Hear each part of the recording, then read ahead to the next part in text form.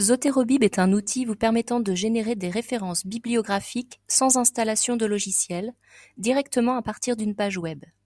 Il permet de créer de courtes bibliographies pour les ajouter à vos travaux à partir d'une URL ou d'un identifiant de document. Commençons par créer une référence bibliographique à partir d'un ISBN. L'ISBN est l'identifiant unique d'un livre. On trouve les ISBN des documents sur les catalogues de bibliothèques, mais aussi sur de nombreux sites commerciaux et sur les couvertures des livres. Pour récupérer l'ISBN d'un document, prenons un exemple à partir du catalogue des bibliothèques d'Université Paris-Cité. Dans le catalogue, je cherche l'ouvrage Petit pays. J'accède à la notice, je vais chercher l'ISBN et je le copie.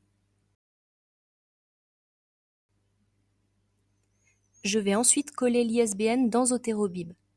Pour cela, j'utilise la barre de recherche en haut de page. Je colle le numéro, puis je clique sur Cite. La référence apparaît sous la barre. Voyons maintenant comment créer une référence à partir d'un DOI. Un DOI est un identifiant unique comme l'ISBN, mais pour les objets numériques. On trouve les DOI dans les données bibliographiques des documents en ligne.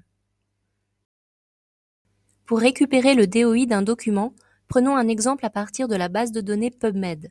Je cherche des documents avec les mots-clés sport nutrition. Au-dessous du titre de l'article qui m'intéresse, je récupère le DOI et je le copie.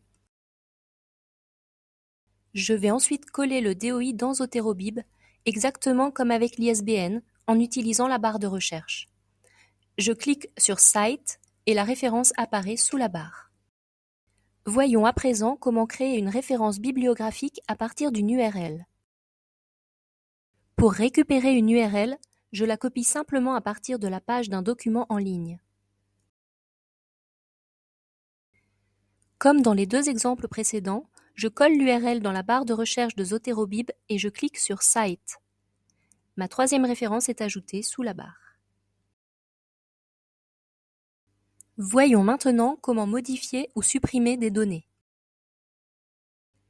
Parfois, il est nécessaire de modifier les données récupérées par Zoterobib à partir d'un identifiant ou d'une URL. Cela arrive notamment si ces données étaient erronées dans la notice à partir de laquelle on les a extraites.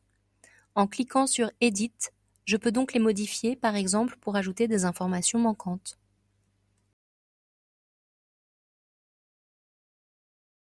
Je peux également supprimer des références de ma liste. L'icône de suppression apparaît lorsque je passe ma souris sur la référence que je souhaite retirer. Je peux maintenant finaliser ma bibliographie en l'utilisant dans un traitement de texte. Pour choisir le style d'affichage de mes références, je clique sur le menu déroulant et je choisis la norme souhaitée. Ce choix peut être fait dès que je commence à utiliser Zoterobib. En cas de doute sur la norme bibliographique à utiliser, je demande à mon enseignant. Ma bibliographie est désormais prête à être utilisée dans un logiciel de traitement de texte. Pour cela, j'utilise le bouton Copy to Clipboard. J'ouvre un document Word et je colle ma bibliographie qui s'affiche sous forme de liste.